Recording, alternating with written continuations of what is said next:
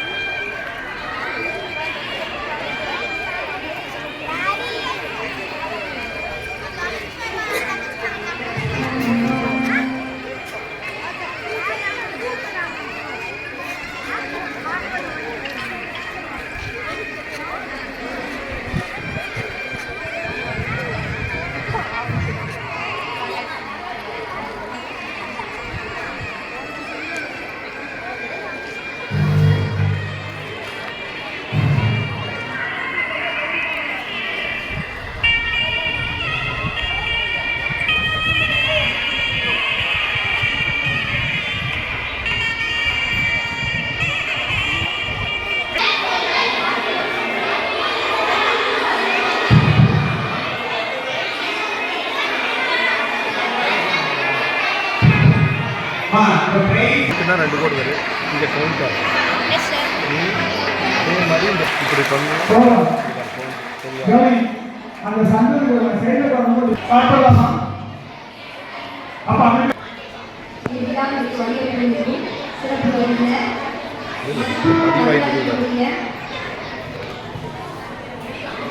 கல்வியாளர் கலை சமூக அவர்களை சிறப்புரையாற்ற வருமாறு நல்லவர்கள் என வரவேற்கிறோம். அனைவருக்கும் இனிய காலை வணக்கத்துடன் கூடிய இந்திய திருநாட்டின் 76வது குடியரசு தின வாழ்த்துக்களை தெரிவித்துக் கொள்கிறேன். நாம் எப்போ பெற்றோம்? 1947 எந்த நாள்? ஆகஸ்ட் மாதம் 15ஆம் நாள். இன்னைக்கு நாம் என்ன கொண்டாடிட்டு இருக்கிறோம்? எத்தனாவது குடியரசு தினம்?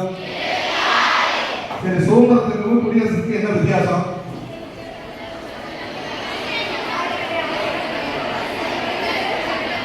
சுதந்திர அன்னைக்கு சுதந்திரம் வாங்கணும், குடியரசு தெரியாது. அரசியலமைப்பு சட்டம் வந்துச்சு.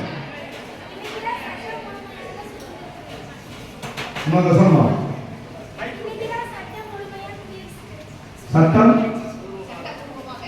சட்டப்பூர்வமாக பரவாயில்ல, ஓரளவு சொல்லிக்கிறாங்க. அதாவது நாம் முதல்ல அடிப்படையாக அதை தெரிஞ்சுக்கணும். ஏதோ வேற வழி இல்லை, இன்னைக்கு லீவு நாள் சண்டே, இந்த நாள் குடியரசு ஒரு நாள் லீவ் நம்மளுக்கு போயிடுச்சு.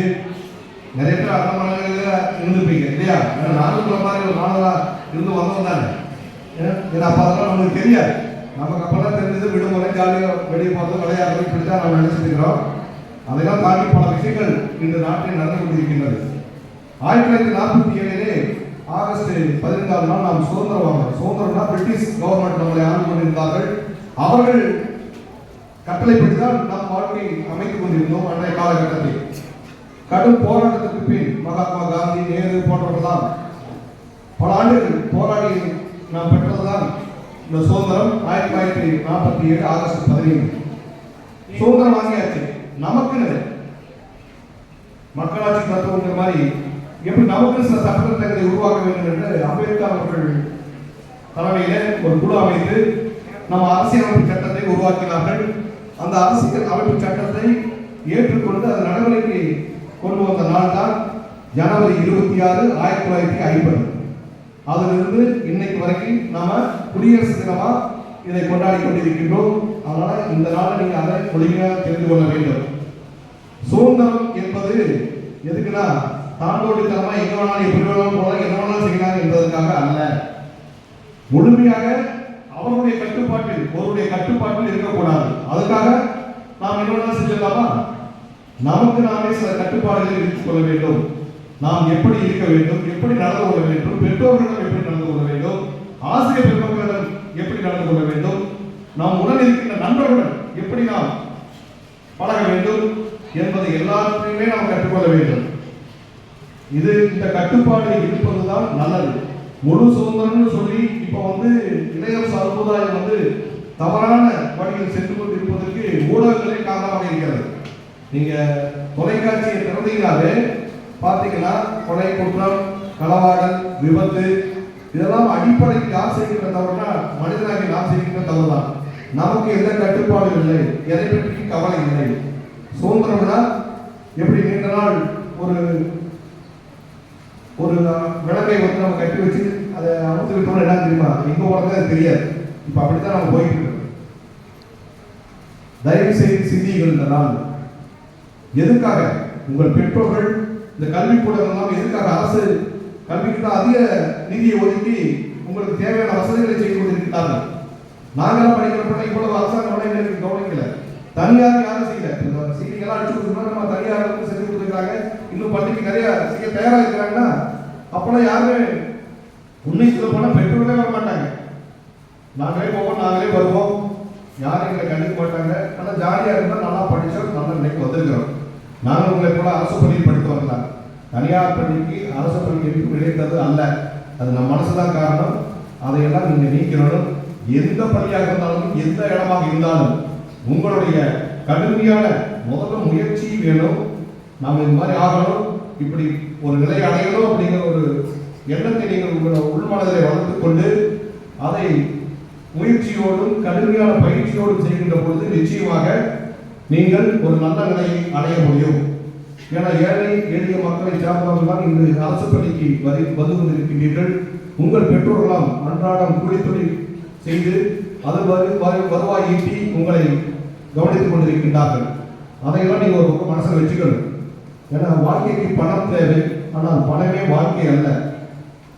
உங்களுக்கு முதல் ரோல் மாடல் யாருன்னா உங்கள் பெற்றோர்கள் தான், குறிப்பாக அம்மாக்கள். ஏன்னா உங்களை அன்றாடம் காலையிலிருந்து சாயங்காலம் வரை கண்காணித்து வேணுங்கிறத செஞ்சு கொடுக்கிறது யாரு? அதனால்தான் தாய்க்கு சிறந்த கோயிலும் இல்லை அப்படின்னு சொன்னாங்க. அம்மாக்கள் தான் உங்களை உருவாக்குவதில் பெரிய பங்கு இருக்கிறது. ஏன்னா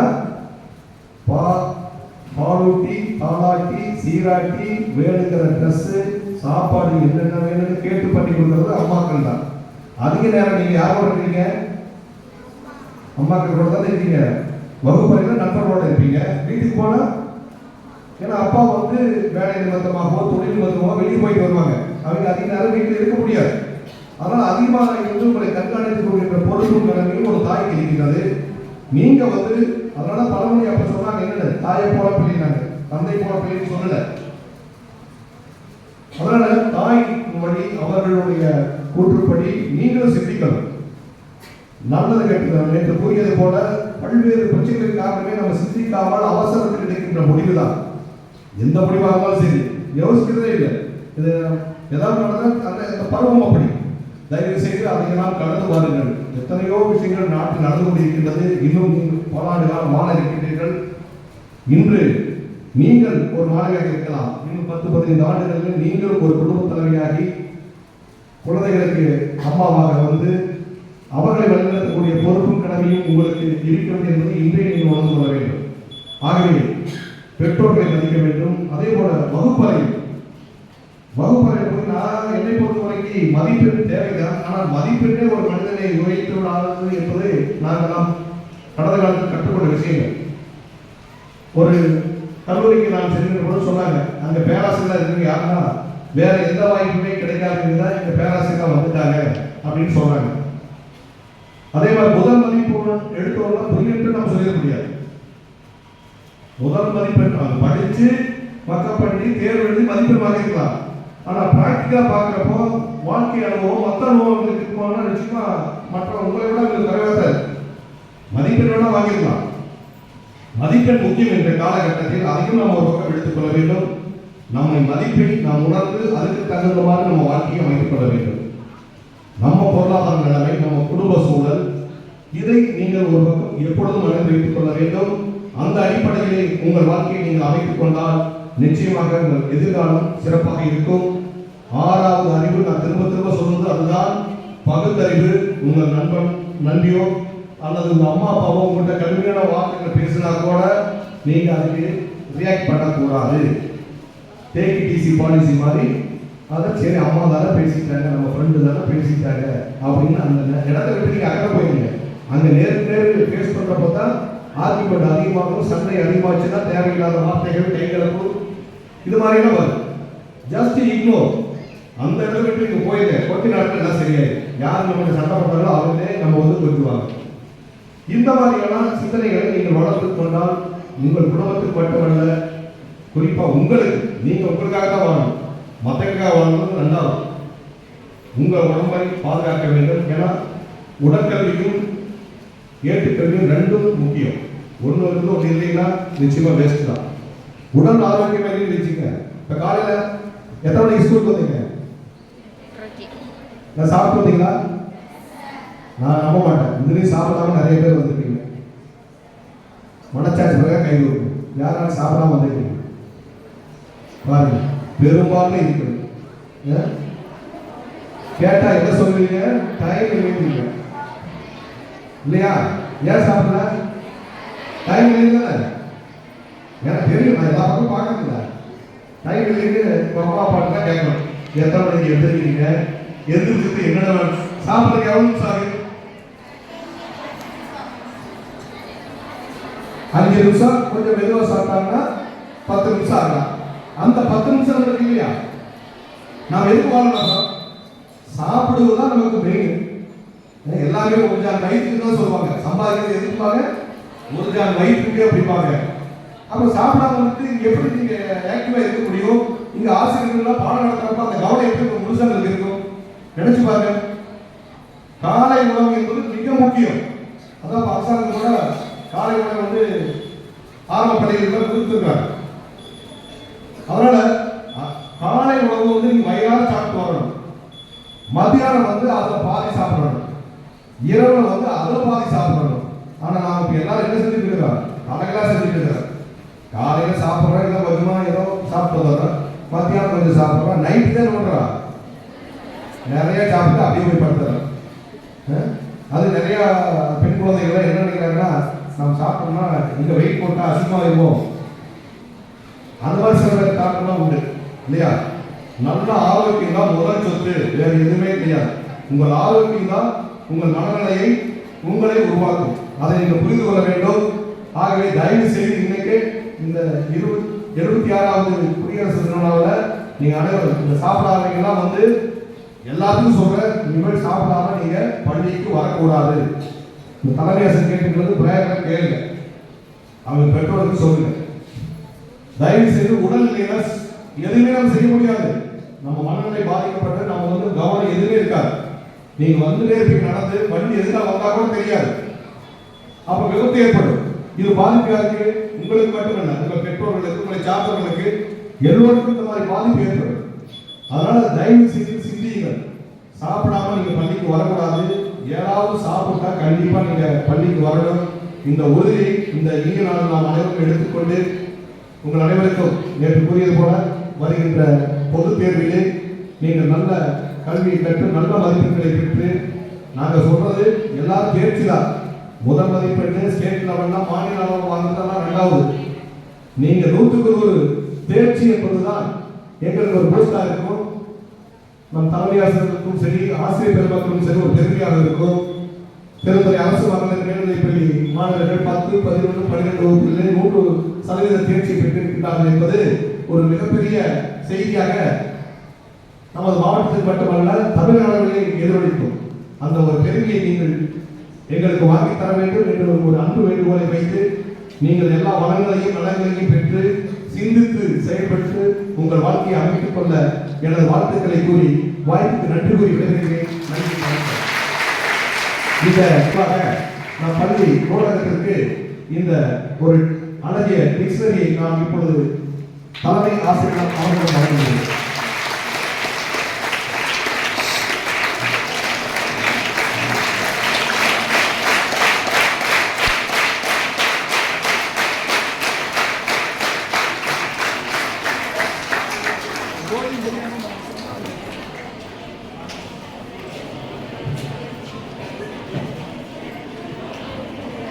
அன்பின் உருவம், அறிவின் ஊற்று, பண்பின் சிகரம், உழைப்பின் தேவை, தன்னமையின் சிரம் போல் ஈகையில் பாடி வளர் என்றவர் வயலுக்கு பொது நிகழ்ச்சிக்கு தலைமை என்ற சிறப்பு மிக்க அவர்களை எங்கள் மனமார்ந்த நன்றியை தெரிவித்துக் கொள்கிறோம். மேலும் இஸ்ரேல் அணியினருக்கும் வேறு ஒரு நன்றியை தெரிவித்துக் கொள்கிறோம். அடுத்ததாக தேசபக்தி பாடலுக்கு இசையமைத்து பாடல் பாட வருகிறார்கள் நம் பள்ளி மாணவிகள் பிரியதர்ஷனா குழு.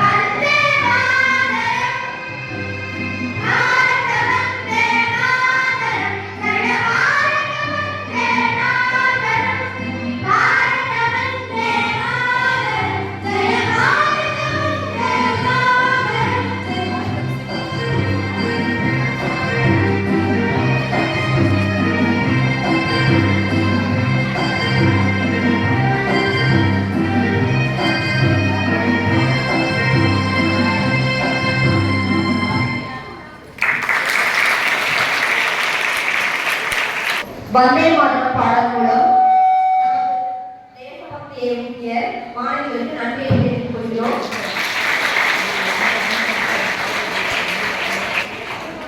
அடுத்த நிகழ்வாக அரையாண்டு தேர்வில் முதல் 3 இடங்களை பெற்ற மாணவர்களுக்கு பரிசு வழங்கப்படுகிறது.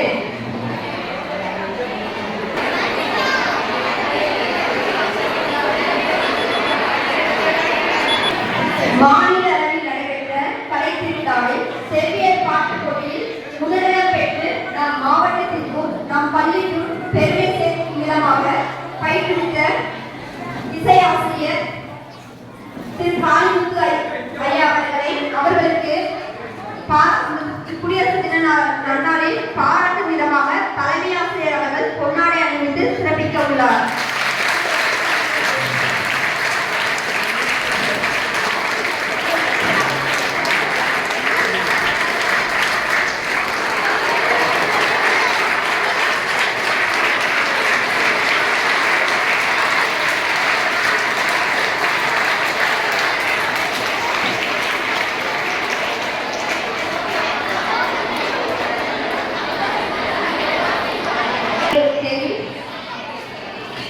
முதல் 3 இடங்களை பிடித்தவர் இப்பொழுது உங்கள் முன் அப்பாடலை பாட வருகிறார்.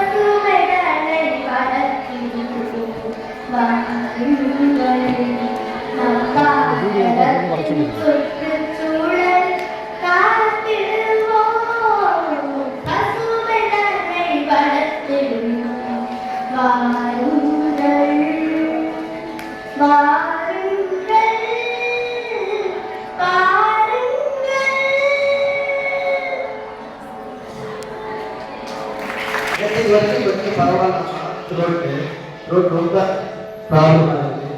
இந்த பாலப்போது தெரியும் நினைக்கிறேன் உங்களுக்கு. முன்னாடி ஒரு டெஸ்ட் இருக்காங்க.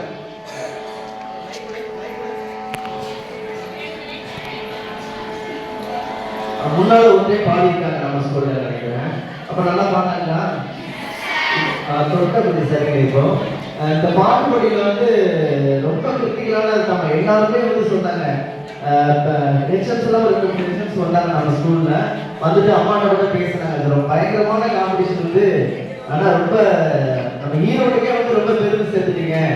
நம்ம ஸ்கூல் வந்து அதுவும் கர்நாடிக்கில் வந்து ஃபர்ஸ்ட் ப்ரைஸ் வாங்குறது அப்படிங்கிறது வந்து பெரிய விஷயம். ரொம்ப சாதிச்சுங்க அப்படிங்கிற மாதிரி நம்ம கலைஞர்கள் வந்து சொன்னாங்க. ரொம்ப எனக்கு ரொம்ப சந்தோஷமா இருந்தது. லாஸ்ட் இயருக்கு முந்தின வருஷம் தான் நம்ம ப்ரைஸ் வாங்க வேண்டியது. பாட்டெல்லாம் சொல்லி கொடுத்தோம். அந்த அன்னைக்கு அந்த பொண்ணு வரல. போன வருஷம் வரல, அதுக்கு முந்தின வருஷம் வரல. அப்புறம் இருந்தாலும் பரவாயில்ல, கடவுள் வந்து கொஞ்சம் லைட்டாக கருணை காமிச்சிருக்காரு. அதனால வந்து பரவாயில்ல. வாழ்த்துக்கள்னா இதுக்கு சப்போர்ட் பண்ண தலைமை அம்மா அவர்களுக்கும் ப்ராக்டிஸ் பண்ணுறதுக்கு அவங்க பீரியட்லாம் உதவி கொடுத்து எனக்கு ரொம்ப ஹெல்ப்ஃபுல்லாக இருந்த ஆசிரியர் பெருமக்கள் அத்தனை பேருக்கும் எனக்கு மனமார்ந்த நன்றியை இது மாதிரி ஒரு சூழல் வந்து எல்லாருமே உருவாங்க. எல்லாருமே நல்லா பாடுறாங்க. நிறைய நம்ம ஸ்கூல்ல வந்து நல்லா பாடுறவங்க நிறைய பேர் இருக்கீங்க. ஆனால் வந்து டக்குன்னு வரமாட்டேங்கிறீங்க. முன்னாடி வந்து வரமாட்டேங்கிறீங்க. நான் பாடுறேன் சார், நான் வாசிக்கிறேன் சார் அப்படிங்கிற மாதிரி தகவல் யாருமே சொல்ல மாட்டேங்கிறீங்க. எல்லா திறமையும் வந்து நம்ம அரசு பள்ளி மாணவர்களுக்கு அதிகமாக இருக்குது. அதனால வந்து மற்ற ஸ்கூல்லாம் போய் பார்க்கணும் இல்லையா? அப்படி நம்ம ஸ்கூல்ல எப்படி பண்றாங்க, மற்ற ஸ்கூல்ல எப்படி பண்றாங்க அப்படின்னு பார்க்கும்போது திறமைகள் வந்து பயங்கரமா இருக்கு. நம்ம பிள்ளைங்களுக்கு வந்து திறமைகள் ரொம்ப அதிகமா இருக்குது. டான்ஸா இருக்கட்டும், பாட்டா இருக்கட்டும், படிப்பா இருக்கட்டும், எல்லாத்துலயுமே ரொம்ப நம்பர் 1 வந்து நம்ம ஸ்கூல் வந்து இருக்குது. அதே மாதிரி ரிசல்ட்லயே வந்து 100% வந்து நீங்க எல்லாருமே வந்து வாங்கி கொடுக்கணும் அப்படிங்கிறது என்னுடைய வேண்டுதலை நான் இந்த நேரத்தில் வைக்கிறேன். எல்லாரும் நல்லா பண்ணுங்க. நன்றி. பெருமை பெற்ற வித்தியாசம் அவர்களுக்கும் நம் மாணவி அனுராசி அவர்களுக்கும் மீண்டும் ஒருமுறை நன்றி தெரிவித்துக் கொள்கிறேன்.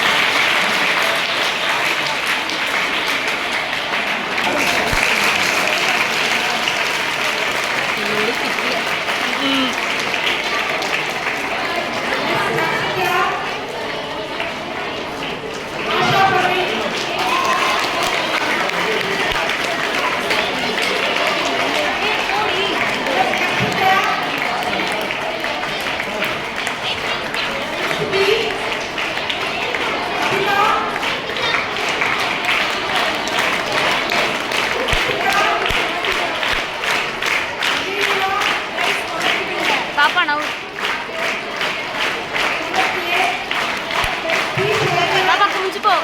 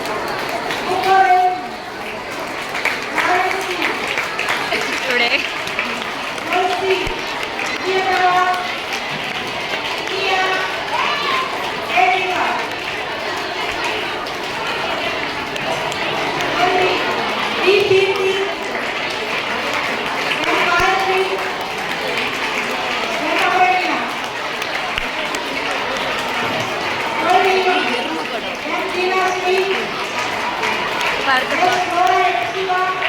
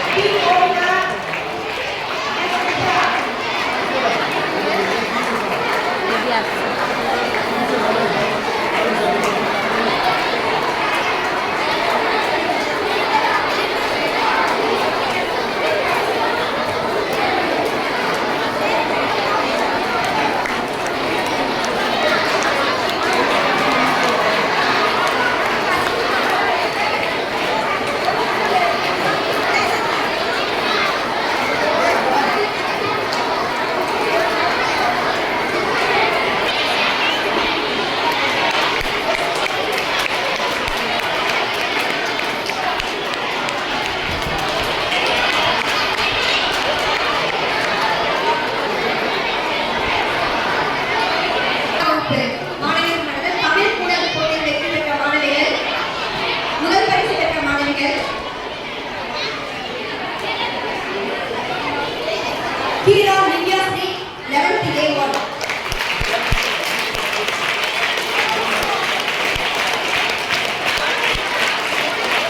Rajshri 11th A1,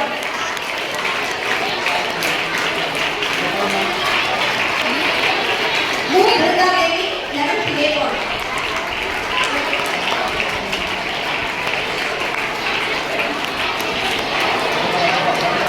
Kari Vitasri 11th B1, A Nerina 12th B1, Lo Harini 12th E, Ram Abhyasri 12th B1. இரண்டாம் பரிசு பெற்ற மாணவிகள் சா சக்தி,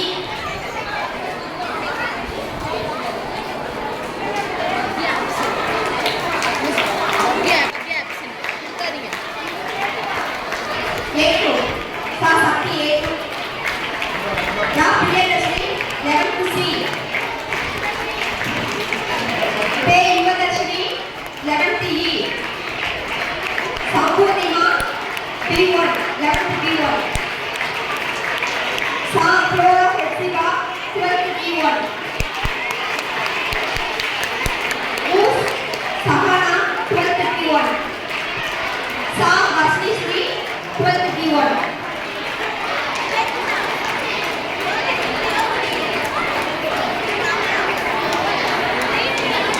மூன்றாம் இடம் பெற்ற மாணவி S.T. Dharmasri 11th A1, Sa Satya 11th C, Ka Britina 12th B1, Ku Priyanka 12th C, P Santi 12th E, Ku Aarti 12th E, Pa Swarika 12th E.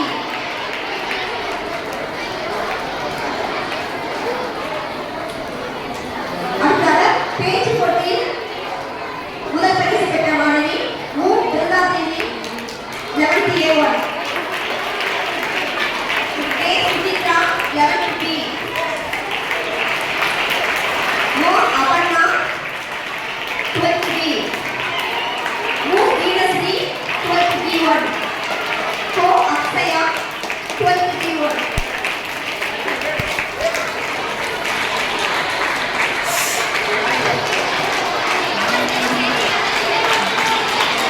Aditri 12th E,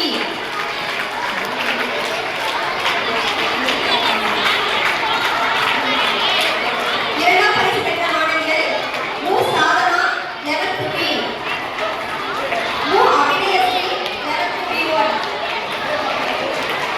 தே Harini 11th B,